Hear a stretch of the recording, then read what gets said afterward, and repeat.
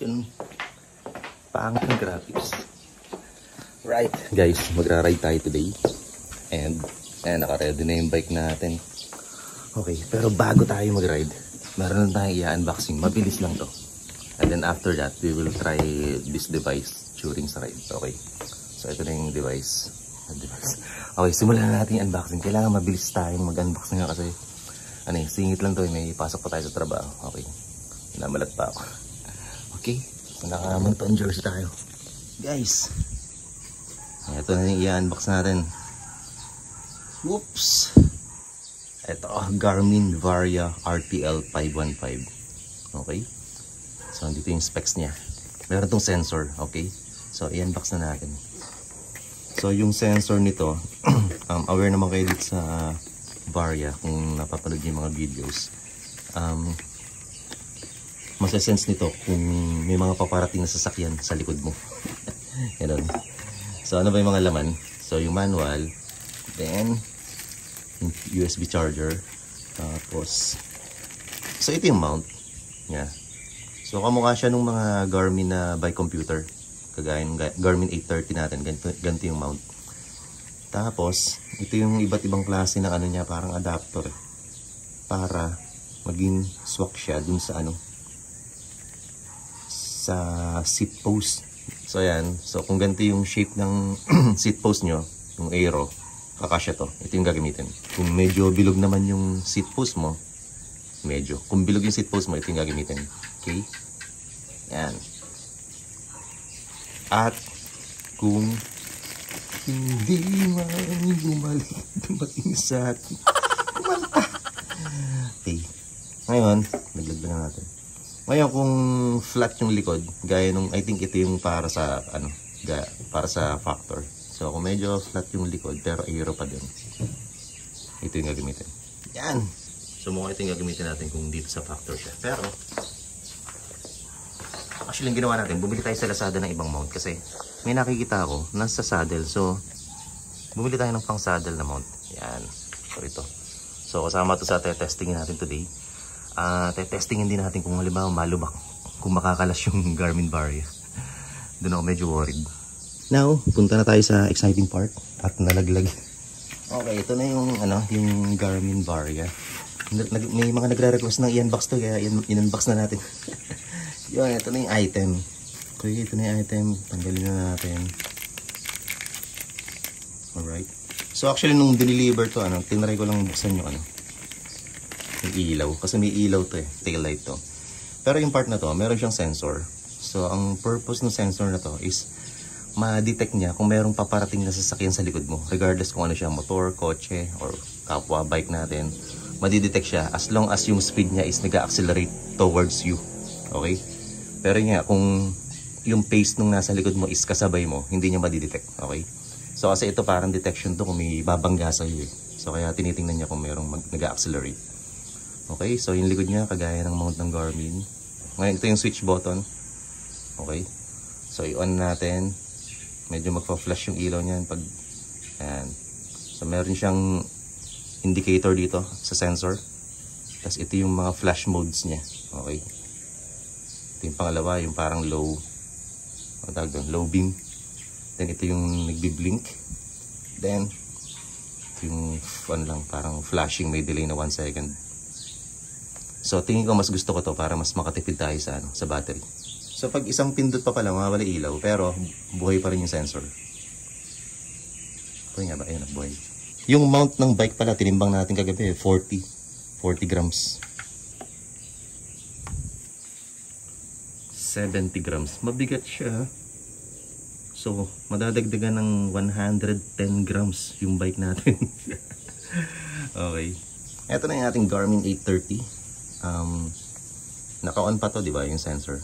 So, itong Garmin 830 natin, swipe down natin. Ang alam ko ganito yun.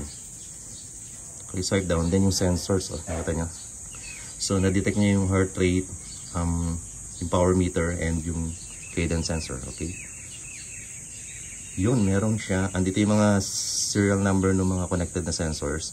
So, ang gagawin lang natin, i-add sensor natin. Tapos, search. Or pwede rin hanapin yung light. Try natin sa reader. Huhula tayo. Try muna natin patayin. Patayin muna natin tong Garmin Varia. So pag pinatay mo siya, dapat mawala yung nagbi-blink na blue dito. Okay, nakapatay na siya. On natin.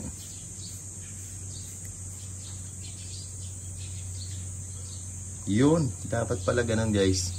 So hindi siya nag-detect kanina kasi naka-on na siya. So dapat patayin pala. So ito, lumitaw na siya. Yung radar. Ito yung parang ano niya, product ID. Yun, select lang natin and then add. Okay, so dapat yun, forming network. Okay, meron siyang naka-note dito na vehicle proximity alert are situational awareness only and are not replacement for rider attentiveness. So parang ano lang, awareness lang to. Yan, so ito na, nakakabit na. Ayun, connected na siya. Tapos nandito pala sa likod yung charging port niya. Protected, may rubber. Kasi syempre water water resistant. Okay, alert settings. Color overlay on. Hindi ko alam yan. Siguro makikita natin later. Green threat level tone. Huwag na natin lagyan ng tone kasi baka pag maraming sasakyan, tunog siya ng tunog. Tapos, tones. Multi-tone. Single tone. Mamaya alamin natin kung ano magandang setting. Baka maganda single tone lang. Vehicle column. So, pwede mo kasing ilagay sa right or left. Mas okay yata ang left kasi syempre yung sasakyan, nasa left yun, di ba? Tayo nasa kanan kasi tayo. So, sa left natin o-overtake yung sasakyan. So, tingin ko okay lang tong left. Okay. So, mamaya, try natin i-on kung ano magiging itsura niya. Ayun o, nag-blink bigla yung ano. So, okay na. Nagawa na natin unboxing. I-road test na natin guys. Ito yung isang worry ko dito sa device na to. Wala siyang talian ng ano, parang lace. Unlike dun sa Garmin 830 natin. Meron siyang tali. Ito. So, makalas man siya. Nakatali siya dito eh sa brake cable natin. So, hindi siya malalaglag. Pero ito, wala itong tali. So, meaning, pag nalubak ka at nakalas, yari ka. Goodbye. Okay.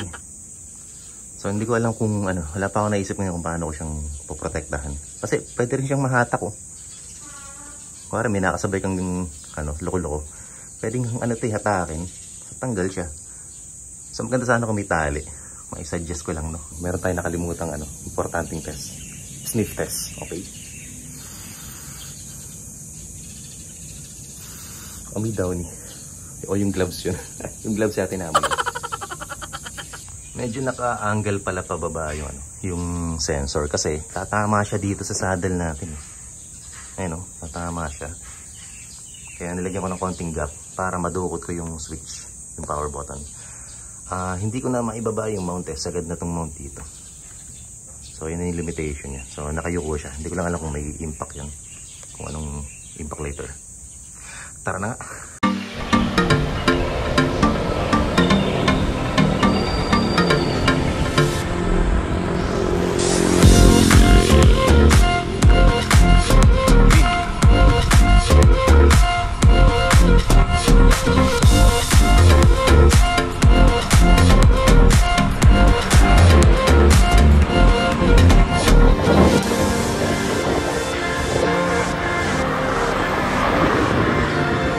Tingin ko around more than 100 meters na didetect niya.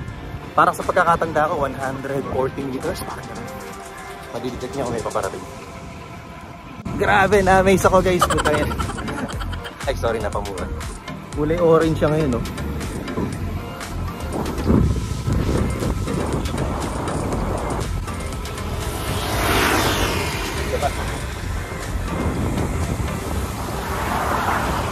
Galing, diba? Ang galing. Mag-green siya kapag ano, kapag safe na. Pag wala na kasunod. Isang napansin ko, na-expect ko kapag in-overtake ko yung bisikleta, lilitaw siya dito sa ano, sa bike computer natin. Pero di siya lumitaw. So, ibig sabihin, ang madidetect lang nitong meaning ang madidetect lang nitong sensor natin, yung approaching sa'yo. Okay, yung papalapit sa'yo na sasakyan. Yung nag-accelerate papunta sa'yo. Okay, let's enjoy pa natin ulit. May gagawin tayo isang test mamaya. may na-observe akong isa. Kapag pala masyadong mabilis yung dating ng sasakyan, kulay ng screen natin. Pero kapag sakto lang yung bilis niya, yung hindi masyadong nag-accelerate towards sa'yo, kulay orange yung kulay. And then yun nga, yung kanina kapag clear yung likod, mag-green siya. Okay, so tatlong kulay yung babantayan natin. Orange, red, and green. Parang kulay ng traffic light siguro. May gagawin tayong konting test dito. Banda rito, hanap tayo ng lilim. So yung camera, papatong natin sa saddle yung camera. Tapos gamitin natin tong so itong camera na to, papatong natin sa saddle. Yan. Then dito, isa. Titingnan natin kung sino. Dalawa yung paparating. 4.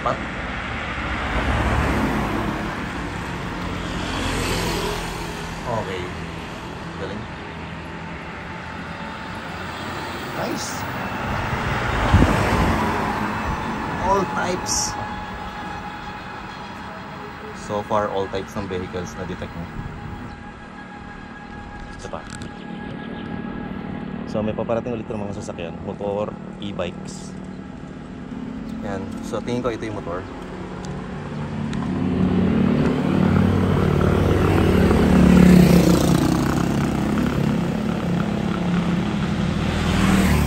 Motor ulit.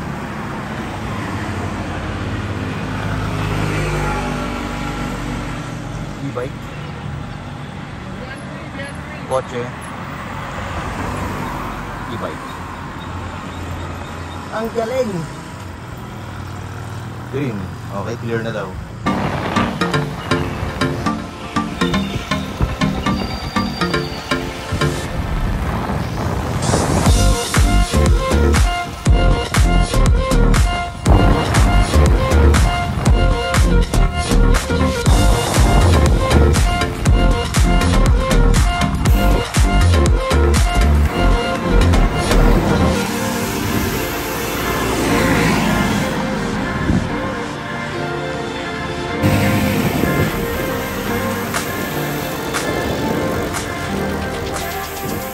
Isa pa ako nakitang light mode dito yung sa sensor.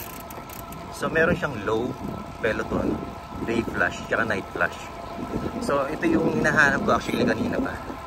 So yung peloton mode, maganda kasi yan kasi kung may mga kasunod kang bikers, hindi masyadong nagpa-flash yung ilaw.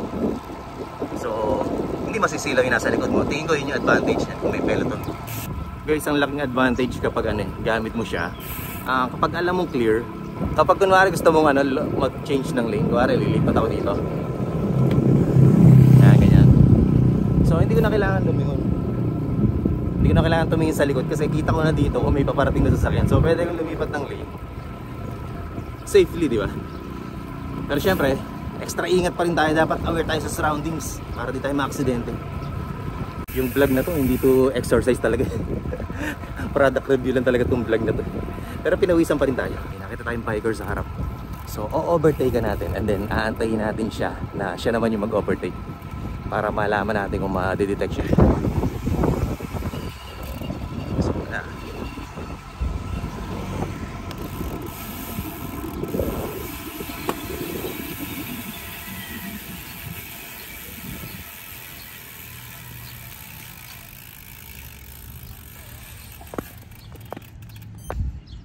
So na-detect siya Ayan guys, siya yan.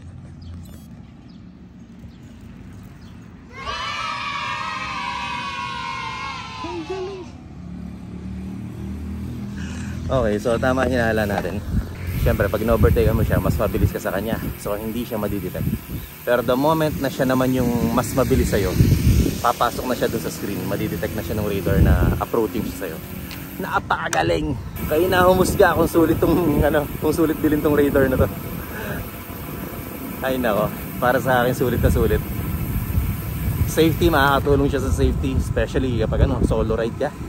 Alam mo may paparating sa likod. Alam mo kung may mag-o-overtake sa'yo. Kahit ano pa siya, kahit bike, motor, e-bike, kotse. Galing, gagawin tayong experiment. Titingnan natin kung yung paparating na tao madidetect mo.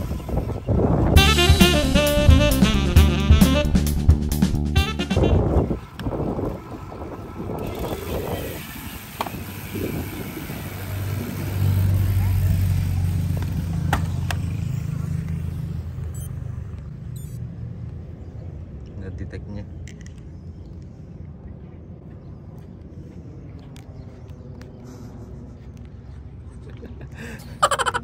Okay. So, wala talagang pinapalampas yung radar na to. So, kita nyo yung taong naglalakad, na-detect niya. I love it!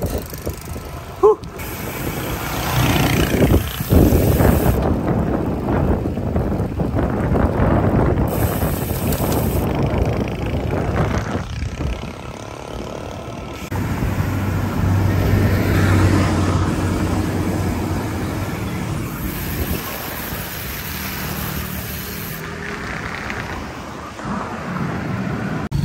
Humps. Ah.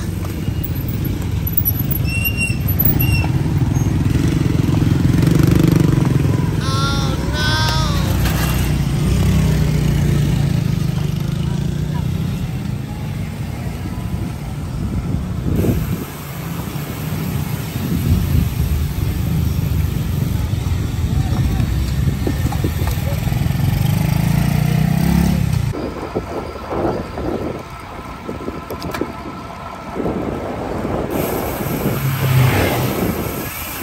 So yung buong experiment natin ay ginawa natin sa loob ng village para hindi siya delikado, di ba? Para mas safe. Para makapag-simulate pa tayo ng iba't ibang conditions. Ay, grabe. So tinesting din natin idaan sa mga sa humps tsaka sa stripes para malaman natin kung malalaglag. So far nakakabit pa naman siya. It's good to have actually for additional safety. Okay, at least yung awareness mo sa surroundings mas nadagdagan. Diba? Okay, may gagawin tayong experiment. Papatayin natin itong Garmin natin, itong Garmin computer. Tingnan natin kung mamamatay din to. Okay? Sa ngayon buhay siya, di ba? Okay. So, save na natin. Save. Up. Namatay oh. Okay, save na siya. Okay, actually, namatay ilaw pero tingnan niyo yung sensor, nagbi-blink pa rin. Ayun o, yung blue na light. Try natin i-on yung ride kung iilaw siya. Ayun o, umiilaw. So, doon pala. Ngayon paglaruan natin yung yung light conditions niya. Sensors. Radar. Okay, so yung light mode naka-peloton. Pag low, light mode. So ito yung low, then ito yung peloton. Okay. Then day flash. Then night flash. Malamang ito malakas. Hindi. Ganun pala night flash. Balik tayo sa day flash. So yung peloton pala naka-steady siya pero mababa lang yung yung intensity ng ilaw. Okay? Parang mas gusto ko yung day flash.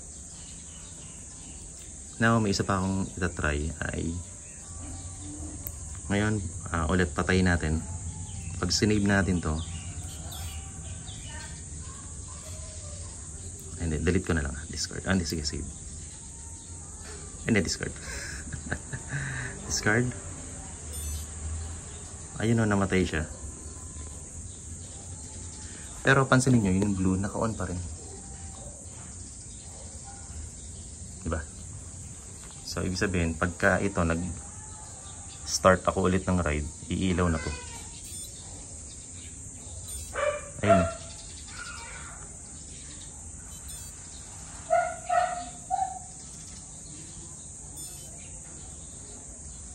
Isa pa akong gagawin. So, start ng ride. Ilaw siya, di ba?